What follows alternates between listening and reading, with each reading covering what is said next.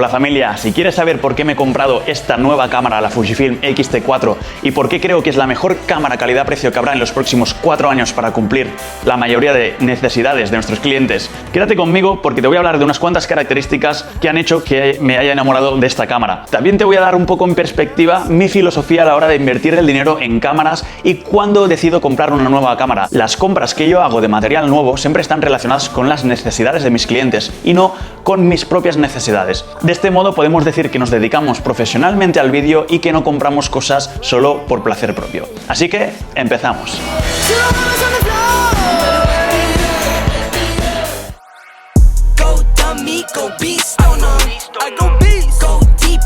Antes de empezar, dejadme presentar por qué no soy ningún youtuber y yo no me dedico a YouTube en sí, sino que me dedico a crear todo tipo de vídeos para todo tipo de clientes.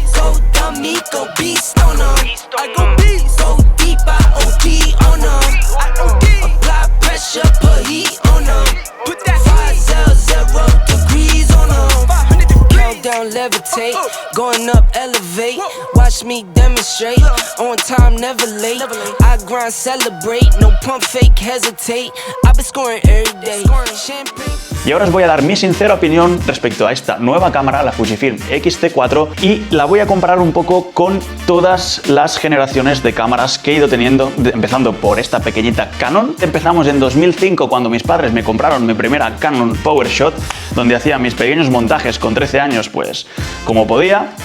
Después de utilizar esta pequeña cámara y utilizar una cámara de cinta mini DV Sony que me daba al igual un poco más de calidad que esta, ya salieron estas cámaras reflex de Canon en el mercado que rompieron con todo. Empezaron a grabar en HD, con el look cinematográfico que todos buscábamos, y así yo invertí en mi primera cámara ya para dedicarme a hacer vídeos para algún cliente o ya intentarme dedicar un poco a ello. Este sistema reflex de Canon que nos daba el look cinematográfico que todos buscábamos en ese momento con una calidad que estaba muy bien a un precio reducido, duró de 2010 a 2015 o 2014 aproximadamente.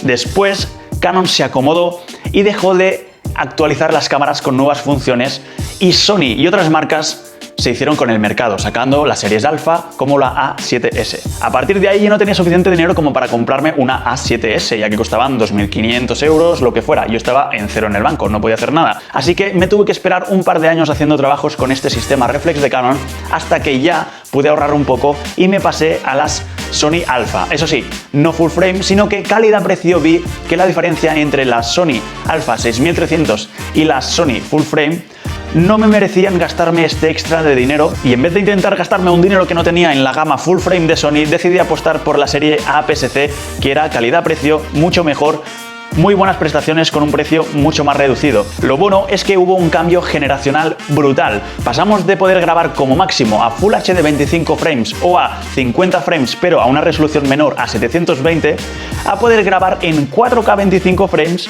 con esta cámara, la Alpha 6300, 100 frames por segundo en Full HD o 50 frames por segundo en Full HD. Entonces, solo con eso ya cambiaba todo.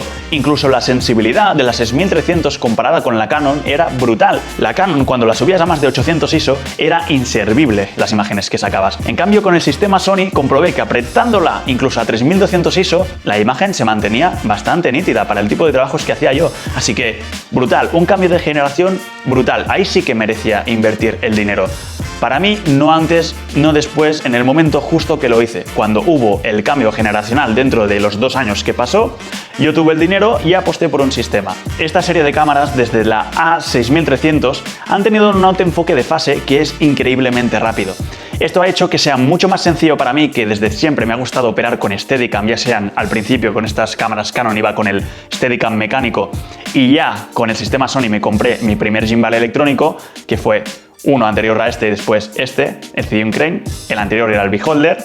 Pues el autoenfoque me cambió el mundo. Podía empezar a hacer seguimientos con planos súper desenfocados, que el autoenfoque no perdiese el foco en ningún momento, y estas cámaras cambiaron mi mundo completamente. Este sistema Sony ha sido el que me ha permitido crecer profesionalmente de 2016 a 2020 de la manera en la que lo he hecho, que ha sido cuando le he metido más caña al negocio y he podido crecer profesionalmente haciendo vídeos para clientes como MyProtein España, Ulises Williams, he hecho rallies en Marruecos, me estoy introduciendo en el mundo del motor, haciendo vídeos para Porsche, Hyundai, SEAT, diferentes marcas de automóviles, también hago muchas bodas y todo tipo de proyectos.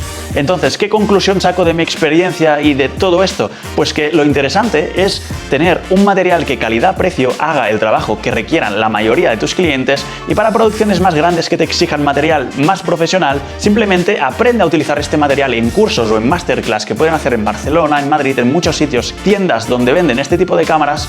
Y no te compres este tipo de cámaras. Cómprate las cámaras con las que vas a trabajar más. Y si te piden otro tipo de trabajos más profesionales, tú haz un presupuesto, incluye el alquiler de la cámara profesional y no te la compres, simplemente alquílala para hacer este trabajo, que al igual solo harás un par de trabajos de este tipo durante el año, y el resto del año te puedes quedar perfectamente con un sistema cerrado como este que te permite hacer la mayoría de trabajos para pequeñas y medianas empresas.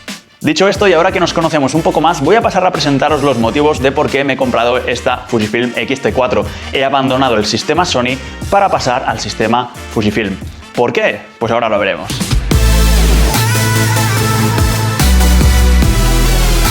Y ahora sí, pasamos a la parte interesante de este vídeo, que es ¿por qué me he cambiado de Sony a Fujifilm este año 2020?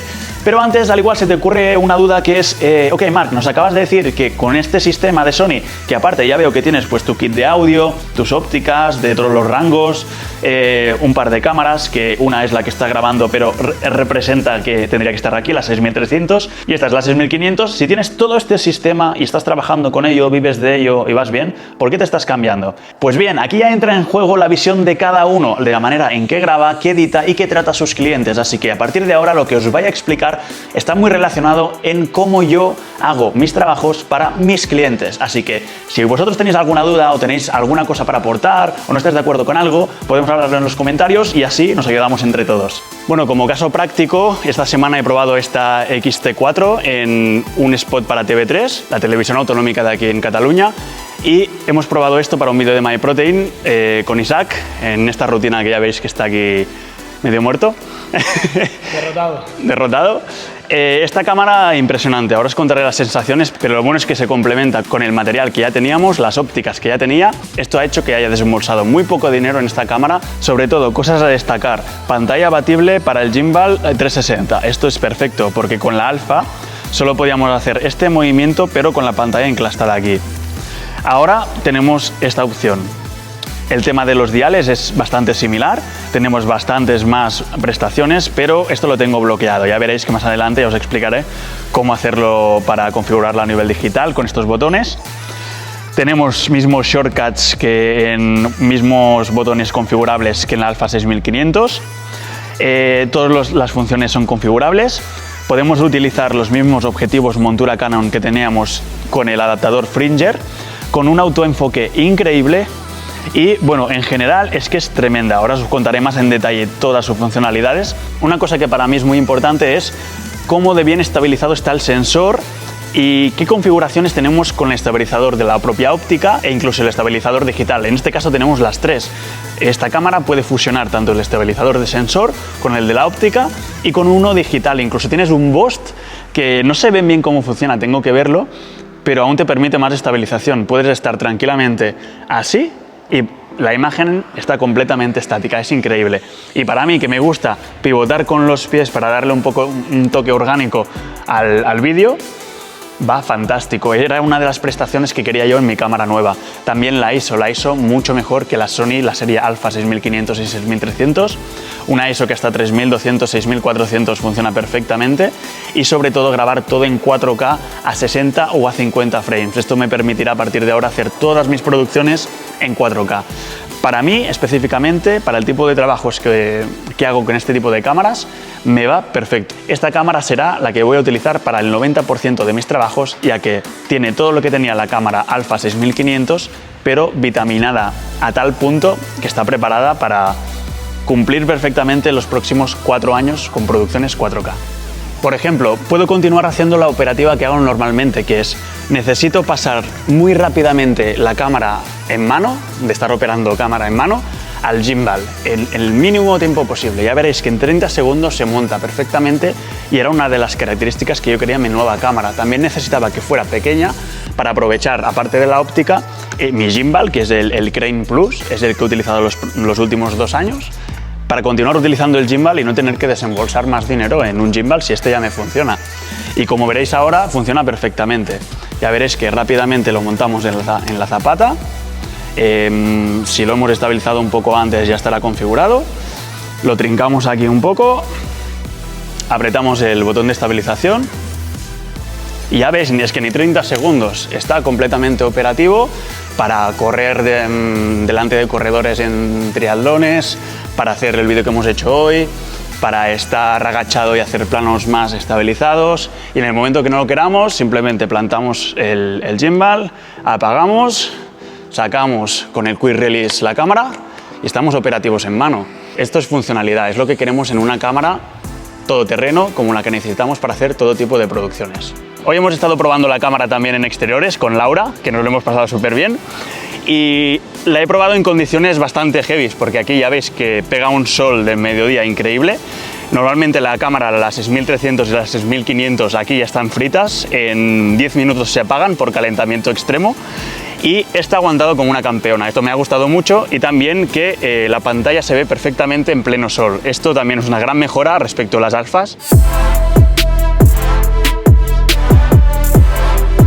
Primero de todo, deciros que yo podría haber aguantado perfectamente 1 o 2 años más con este sistema Sony.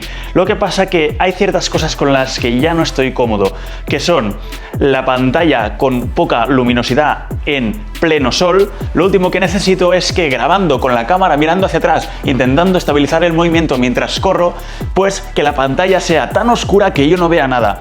Esto es una cosa que me ha ido sucediendo. He estado evitando cambiar la cámara durante 1 o 2 años haciendo este tipo de trabajos de esta manera. Esto me ha curtido mucho como videógrafo, pero llega un momento que no estoy muy cómodo porque empiezo a hacer trabajos bastante importantes, el presupuesto es elevado y yo voy con un material que no me deja dar el 100% en eso concreto. Entonces llega un momento que, ok, he mejorado mucho como videógrafo, pero llega un momento que cuando ya empiezas a hacer otros trabajos más importantes, pues para Porsche, por ejemplo, si hago un vídeo para Porsche, a mí me interesa pues grabarlo perfecto, y aparte el 4K. Esta cámara tenía muy buen 4K, pero muy buen 4K a 25 frames. No podía hacer las producciones grabadas todas completamente a 50 frames por segundo como me gusta a mí, porque siempre así tengo más margen en postproducción para alargar un plano o hacer cámaras lentas y decidir todo esto en postproducción. Por ejemplo, en una boda lo grabo todo a 50 frames, por si acaso. Lo grabas todo a 50 y a tomar culo. En el montaje ya decidirás qué hacer. Así puedes estar atento a los detalles que requieren tu atención completa, que es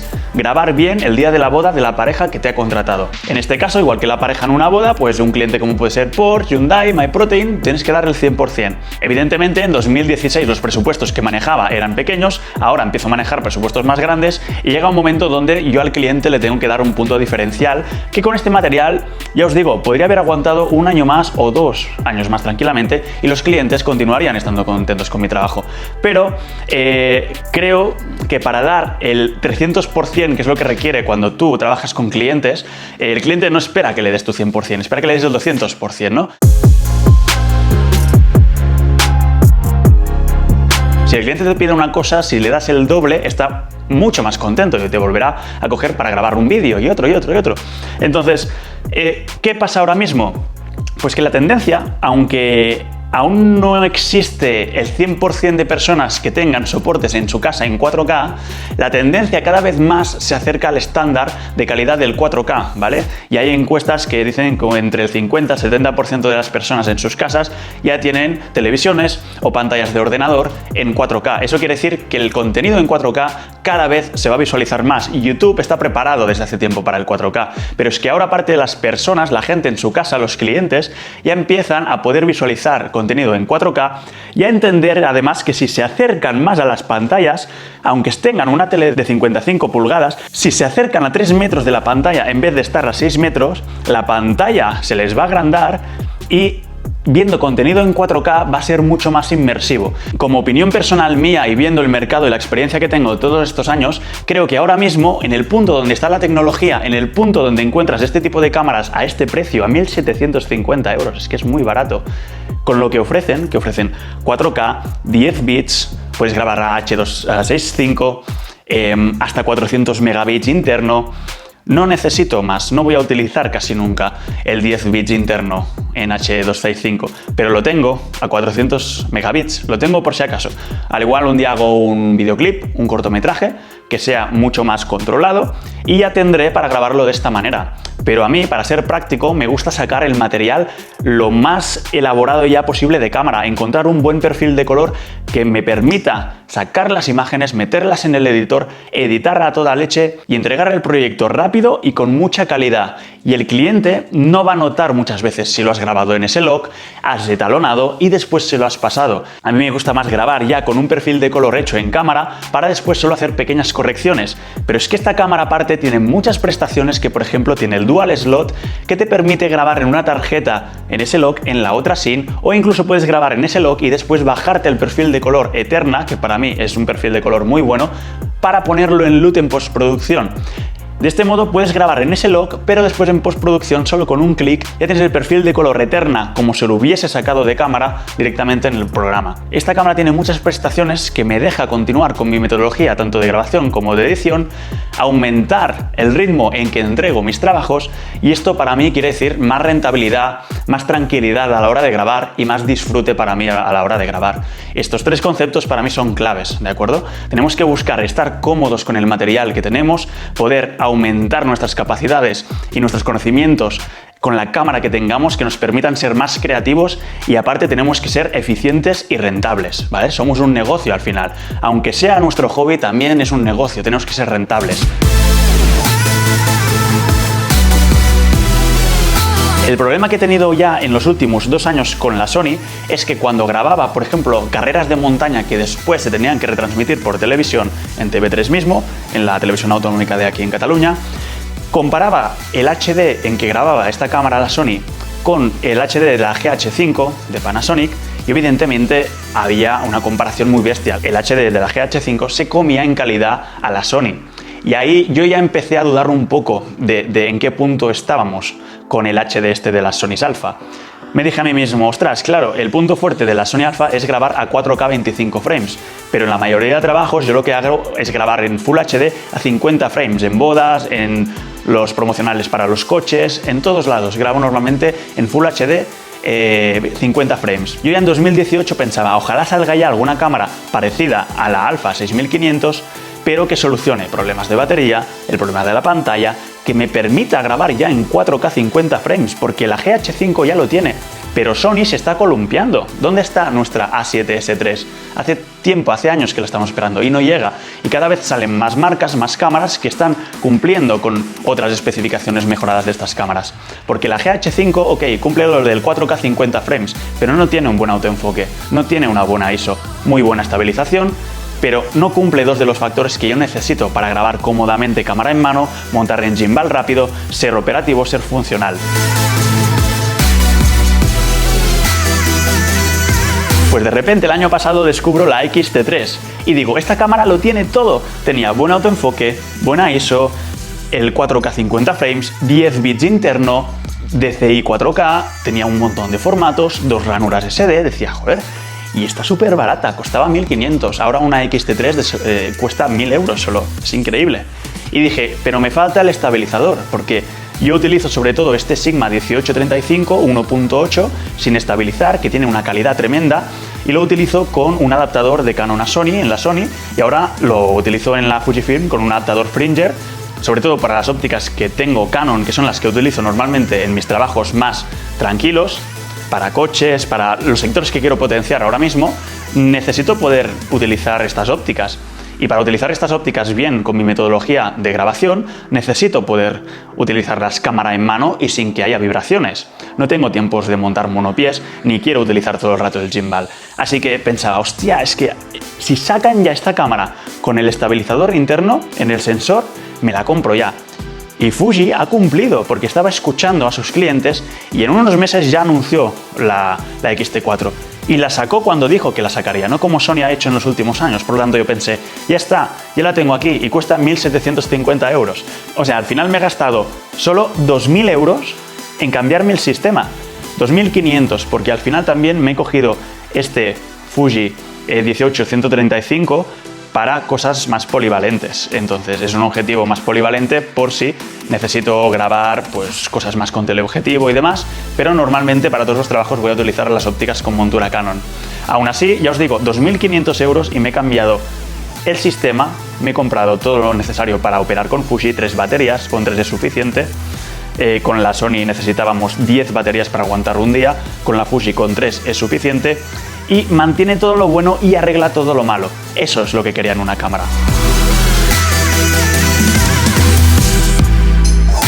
Cuando llega en el mercado, lo compro. Pero no compro algo porque me lo digan en internet o no, lo compro por mis necesidades. Investigas siempre lo que necesitas y después compras según lo que te piden tus clientes. No vale la pena comprar una Canon R5 que va a salir de aquí poco, que al igual costará más de 3.000 euros, si tú estás cobrando por una boda 1.500. Hay mucho postureo en internet, mucha gente que no se dedica a esto, que las marcas les envían cámaras para que os la promocionen a vosotros, pero vosotros tenéis la responsabilidad de creeros o no creeros lo que os dicen, de comparar y sobre todo de conoceros a vosotros mismos y a vuestros clientes, para que no os engañen. ¿De veras os tenéis que gastar 5.000 euros en una cámara? Esto es lo que va a diferenciar de que seáis un negocio o de que simplemente tengáis un hobby muy caro y que os cuesta rentabilizar, ¿vale? Así que ya veis, al igual explicándoos cómo funciona realmente todo esto, me veis como un poco raro, ¿no? Porque al final, claro, en YouTube venden todo que es muy bonito, ¿no? Cómprate esta cámara y vas a grabar de p*** madre. Eso no existe, o sea, a mí ha habido clientes que les he llegado a preguntar si les grabo un vídeo con el móvil y les bajo 100 euros en el presupuesto, si estarían contentos en que se lo grabe con el móvil, en 4K, cuidando, en manual y tal. Y me dicen, ningún problema, haz lo que quieras, nos fiamos de ti. Ya está, o sea, no se trata de la cámara con la que vas a grabar, se trata de cómo tratas al cliente, qué servicio das al cliente y qué producto le das al cliente. A partir de ahí, las cámaras son secundarias, son herramientas que necesitáis para hacer algo que os tiene que gustar. A mí me encanta grabar, por eso hago para mí estos vídeos con poca calidad en YouTube, porque es que no tengo tiempo de hacerlos bien. O no es mi prioridad crear un contenido muy elaborado en YouTube, porque a mí me gusta vivir de grabar para clientes, salir, grabar fuera, grabar en la montaña, grabar en un concesionario de coches, grabar en una fiesta, grabar en...